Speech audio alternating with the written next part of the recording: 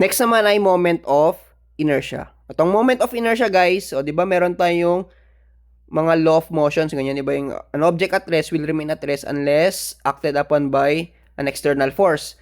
So pag sinasabi nating moment of inertia naman, o resistance to rotation. O 'di ba ang moment natin ay rotation 'yan, 'di ba? So ibig sabihin, pag moment of inertia naman, resistance to rotation. O yun yung parang a quantity or lakas ng object mo para hindi siya para hindi siya umikot pag nag-apply ka ng moment. Pero ano siya, guys, wala naman tayong solving ng forces dito. Ano pa rin siya, parang area pero may dagdag na i-memorize. Itong merong tatlong figure na to. Pero meron pang dadagdag mamaya, pero mamaya ko na sabihin. Basta itong tatlong shape na to, tandaan nyo, ito naman yung common shape for moment of inertia. Circular, triangular, at saka square. Itong radius of gyration, huwag nyo napansinin. Ito lang moment of inertia. Then, ito yung magiging general formula natin for moment of inertia. Or yung tinatawag natin na parallel axis theorem or transfer formula. Ito lang. As in, ito yung magiging formula mo. Itong y squared at saka x squared kasi dapat d yan for distance. Pero para ma-simplify lang, pag ixx yung pinapahanap, ang gagamitin mo ay y. Pag iyy naman, ang gagamitin mo ay si x. Gets? Tapos yung y at saka x kasi na yan, guys, may ibig sabihin. Itong si y bar minus y sub n, x bar minus x sub n. So mamaya explain natin kung bakit ito yung magiging formula. Basta tandaan nyo lang, guys, ito mamaya, itong y sub n at x sub n, magagamit ko na lang siya as ito. Y na lang siya dito, Baka malito kasi kayo mamaya. Pero, pag may nakita kayong D, ibig sabihin ito yun. Yung ibig sabihin nung D. Yang X at saka Y na yan. Pinalitan ko lang para hindi kayo malito muna kasi possible ng tanong, hanapin daw si IXX. Pag sinabing IXX, ibig sabihin nun ay gagamitin mong distances or gagamitin mong centroid ay yung sa may y-axis. Gets? Pag IXX, ang gagamitin mo ay distances sa may y-axis. Pag IYY naman, ang gagamitin mo ay distances sa may x-axis. Kaya ganyan mo na linagay ko. Pero yung original formula kasi, AD squared sila pareho. So pag may sinabi akong D mamaya dito sa equation, ibig sabihin nun ay itong y dito. Na ito siya. Basta i-memorize nyo muna to, guys. Ito yung pinaka-need nyo muna for moment of inertia. I-memorize nyo tong equations na to or formula pala. Then magiging procedural siya. So ito lang yung magiging table natin mamaya. Kulang pa pala to. Dapat squared. So pag nakompleto mo kasi yung table na yan, pare-pareho na lang yung magiging step natin for moment of inertia. So punta tayo sa example para magets nyo. Tapos ito pala yung sinasabi natin kanina na D. So meron kasi tayong centroid, di ba? Yung D dito or itong Y at saka X dito, ang ibig sabihin nun ay centroid ng buong shape hanggang sa may centroid ng individual shapes. Kasi ang gagawin natin dito, kung pansin nyo, meron tayong summation. So ibig sabihin, kukunin mo yung, kunwari itong figure natin, kukunin mo yung I plus AD squared nito at saka I plus AD squared nito. Gets ba? Magkaiba yung I plus AD squared nito at saka I plus AD squared nito. Kaya in-explain ko, guys, na yung D sa may equation, sa may AD squared, yung distance ng, kunwari ito si shape 1, ito si shape 2, yung distance ng centroid ni shape 1 hanggang sa may centroid nung buong figure. For example, ito yung centroid nung buong figure. Pag kinuha mo yung distance niya hanggang dito sa may centroid ni triangle, yun yung D sa may AD squared ni triangle. So for example naman, ito yung centroid ni rectangle. Pag kukunin mo yung D niya para dito sa equation na to, yung distance kayo ng overall na centroid mo hanggang sa may centroid ni rectangle. Sana mag-gets nyo, guys. Kung di nyo na-gets, medyo ulitin nyo na lang part ng video. Basta pag sinabi natin D, distance nung centroid nung individual shape hanggang sa may centroid ng buong shape. So, yung pinaka-ibig sabihin nung D dito. Pero meron nga tayong shortcut para dun mamaya. Itong y bar minus y, or ang gagawin mo lang, kaya nga may table tayo dito para magamit mo yun. Hanapin mo lang muna si centroid, tapos ibabawas mo lang yung y na nandito. Mas magigets nyo mamaya pag nagsosolve na siguro tayo. Tapos meron tayong possible na tanong dito. Una, inertia about the centroidal axis. So pag sinabi natin about the centroidal axis, ang reference point mo or yung magiging 0, 0 mo ay si centroid. Gets ba? Pero wag muna kayo malito Ibig sabihin lang nun na ang magiging reference mo sa buong AD squared ay si centroid. Then pag about the x or y axis. O dito ang ginawa ko na lang ay si x axis. Ang magbabago lang guys, ang reference point mo imbes na dito, diretsong x axis. O di ba dito tayo nagre-reference point? Yan, di ba usually? O tapos yun lang yung magiging reference point mo. O tapos ang nagbabago, ito na yung pinaka-technique. Ang nagbabago lang dyan guys, pag sinabing about the x-axis, papalitan mo lang tong y-bar ng 0. Gets? Yung y-bar magiging 0 pag about the x-axis. Pag centroidal axis, kailangan mo munang hanapin yung mismong value ni y-bar. Ulitin ko pag sinabing inertia about the centroidal axis, need mo munang hanapin si y-bar. Pag sinabi namang inertia about the x-axis, papalitan mo lang si y-bar ng 0. So, basahin nyo nang mabuti yung pinapahanap sa tanong if about x-axis or centroidal axis. Pero ito naman yung maging itsura niya. Itong y dito ay same lang din sa d. Yan. Punta na tayo sa example 1 natin. So, meron tayong gantong figure. Tapos ito yung magiging table natin. Ang kagandahan pala dito guys, pag symmetrical, alam nyo na agad. Pag symmetrical, yung gitna niya ay yung, as in, pinakagitna, diba? Di-divide by 2 mo lang siya. So, pwede mong gamitin yung formula or, pwede mo siyang i-varignons muna or, pwede mong sabihin na, since ganyan yung figure mo, alam mo na yung gitna ay mismong itong point na to.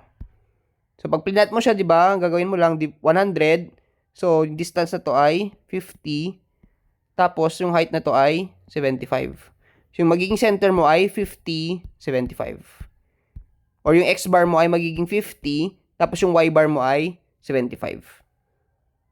Pero pag ayaw mo, edi gamitin mo na lang yung Varignon's theorem. And feel ko rin mas safe kasi yung Varignon's theorem kaysa sa nag-a-assume ka na symmetrical lagi yung figure mo. Punta muna tayo dito sa my table, guys. Explain lang natin. Meron tayong una, yung shape, di ba? Identify mo lang kung shape 1 or shape 2. So, ang in-apply ko dito, guys, is yung parang kanina. Ito. Yung meron tayong original figure, tapos maglalagay lang tayo ng butas mamaya. So, ganito rin dito. So, meron tayong buong rectangular figure, siya yung shape 1. Tapos, yung butas dito, yan yung magiging shape 2 natin. Then, moment of inertia, itong MOI dito, guys, yun yung moment of inertia ng individual figure. Yun yung I pa lang. Yung AD squared, hanapin natin. So, yung I, recta formula lang yan, guys. Yung rectangular I, kung babalikan nyo dito, BH cube all over 12. Yung circular naman, ito yung ginagamit ko, pero okay lang din to. Kahit alin dito sa dalawa. Pero mas ginagamit ko to. So, yung moment of inertia, makukuha mo yung kay shape 1 na BH cube all over 12. Ano ba yung base mo? Si 100 mm. Yung height mo naman ay 150 mm. So, pag nag-BH cube ka, all over 12, ito dapat yung lalabas. So, i-try nyo sa calcu guys para sure kayo kung paano gamitin yung formula. The next naman ay yung moment of inertia ni circle. So, ang ginagamit ko ay yung pi d raised to 4 all over 64. Ang diameter mo ay 50 all over 64 times pi lang. Then, ang lalabas dapat, ang ginagawa ko kasi guys, hindi ko siya dinedecimal. Ginagawa kong ganito if possible. Yung may naka-pi lang or fraction. So, ito na yung MOI ng individual shapes natin.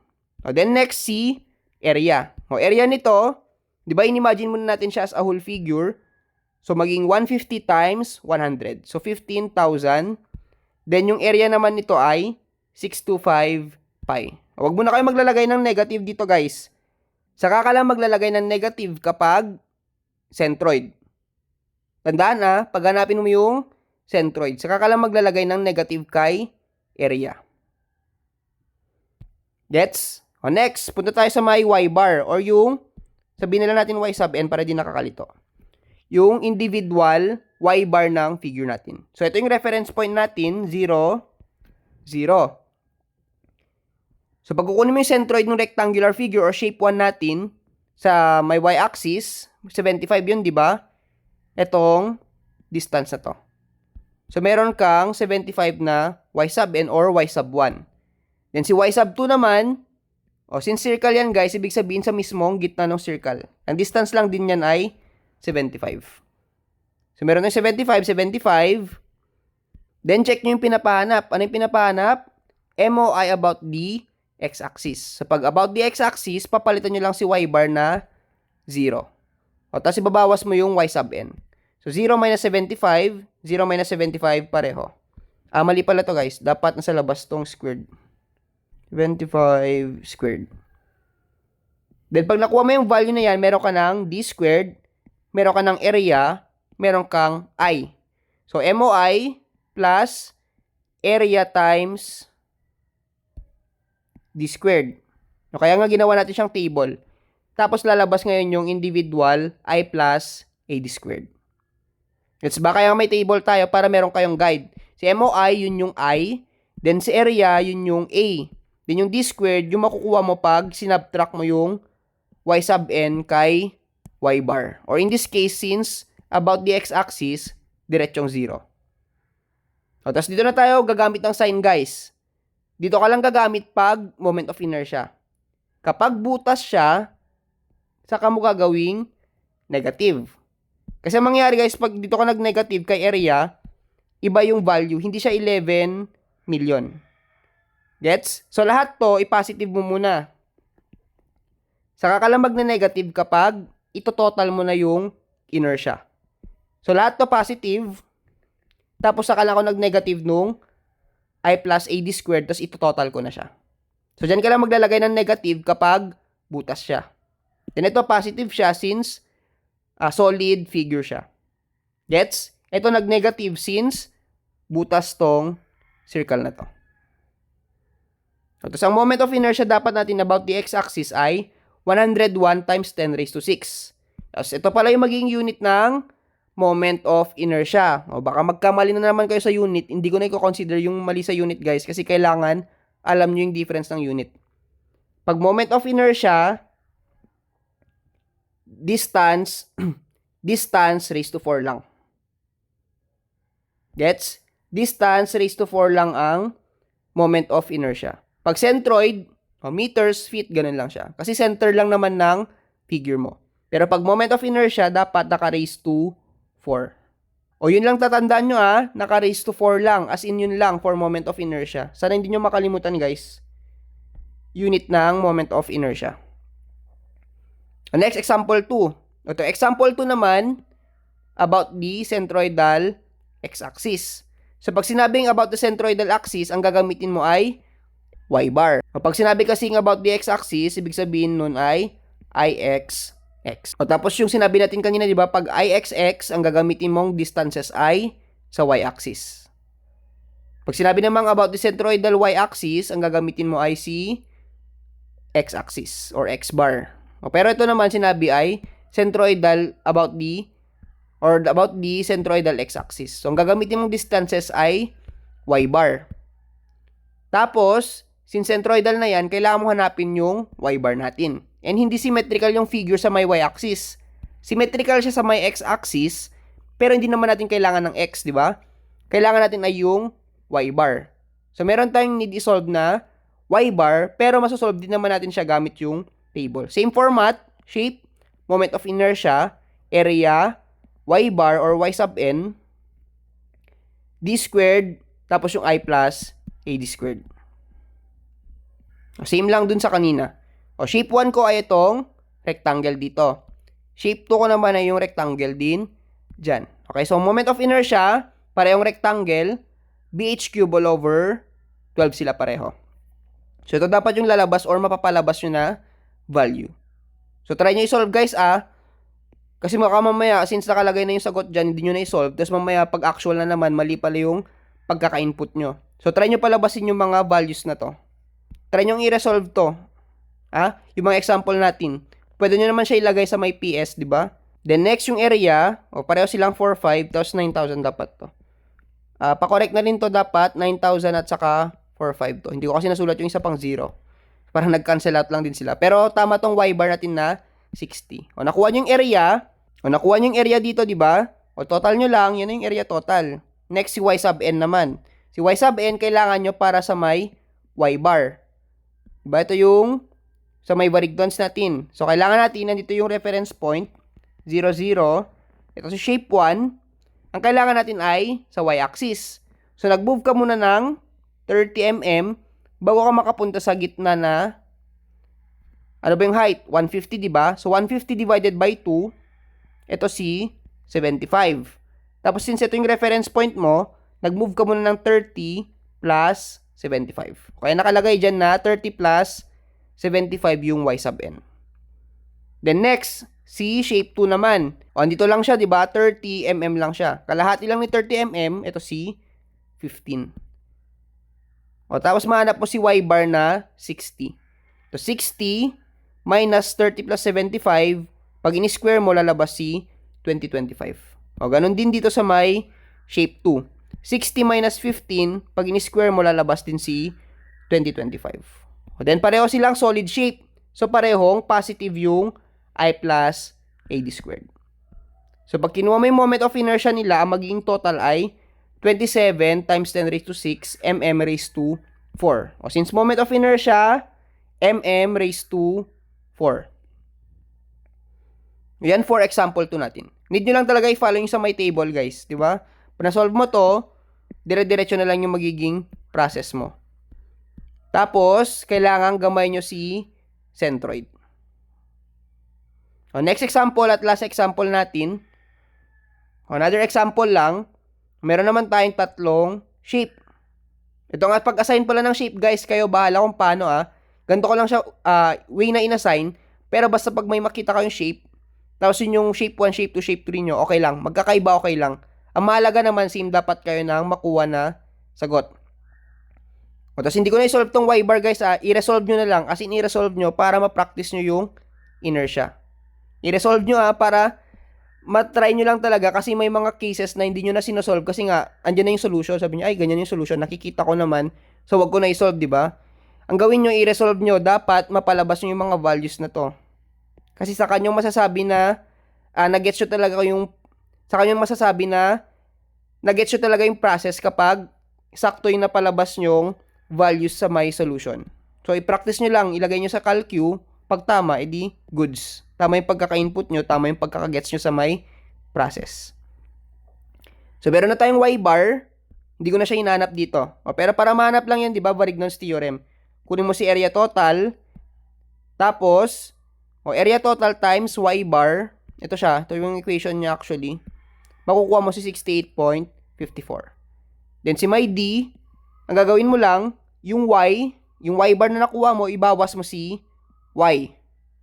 So, 68.54 minus 125, pag in-square mo, lalabas tong 3,187.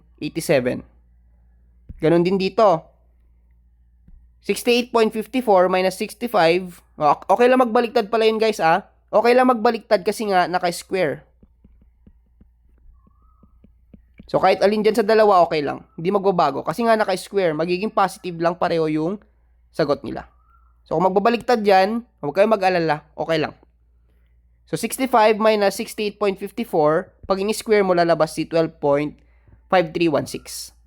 Then, last, si 10 naman, 68.54 minus 10, lalabas si 3426.9316. Yan na yung d squared. Meron ka ng area, meron ka na ring I. So, meron ka ng I plus AD squared ng kanya-kanyang shape. I plus AD squared ni shape 1, shape 2 at shape 3. Then, para makuha na lang yung inertia at the neutral axis, ito rin pala, guys, last. Pag sinabi natin inertia at the neutral axis, ibig sabihin nun ay centroid. Pag neutral axis, ibig sabihin lang nun ay centroid. Same lang sila. Neutral axis is equal to centroid. So, kung ano yung y bar at x bar mo, yun lang din yung location ni neutral axis. So, same lang tong INA kay IXX. Same lang sila. So, yun na yung magiging for finals natin. Moment of inertia at saka centroids. Need nyo munang gamayin yung centroids kasi may points yan. Possible kasi na ang pinapahanap, centroid at saka moment of inertia sa isang figure. So, meron na tong points, pero sayang din naman if hindi mo masolve to, di ba? At lalong sayang pag pareho silang hindi mo kaya isolve. O, tapos ang mangyari pa, pag mali agad si y-bar mo, mali agad si moment of inertia mo. So, careful lang sa may centroid, guys. O, yun lang naman yung magiging topic natin for finals. Si moment of inertia at saka si centroids.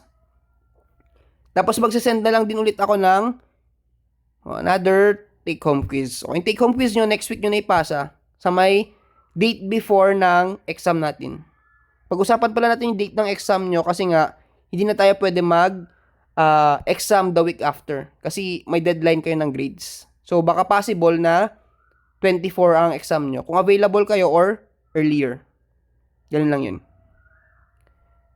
Tapos yung quiz nito or take-home quiz nyo, basta next week. Isasend ko na lang sa GC, guys. Tapos, as a class nyo na lang ipasa. Siguro sa SC na lang siguro. Pero, basta aralin nyo muna, ito pala, yung centroid. Pagkuha ng centroid, kasi sobrang halaga nung pagkuha ng centroid. Then, moment of inertia. Tapos yun pala yung magiging topics natin for finals, yung thrust at saka tong centroids at moment of inertia. So, kung may tanong kayo, guys, tanong nyo lang. As in, nagre-respond naman kasi ako kung may tanong kayo. Huwag kayong matakot magtanong. Kasi ilan pa lang ata nagtatanong sa inyo regarding sa mga topics natin.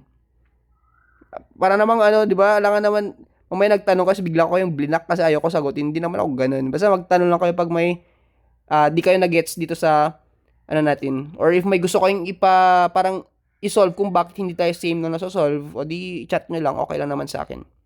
So, yun lang yung topics natin for finals.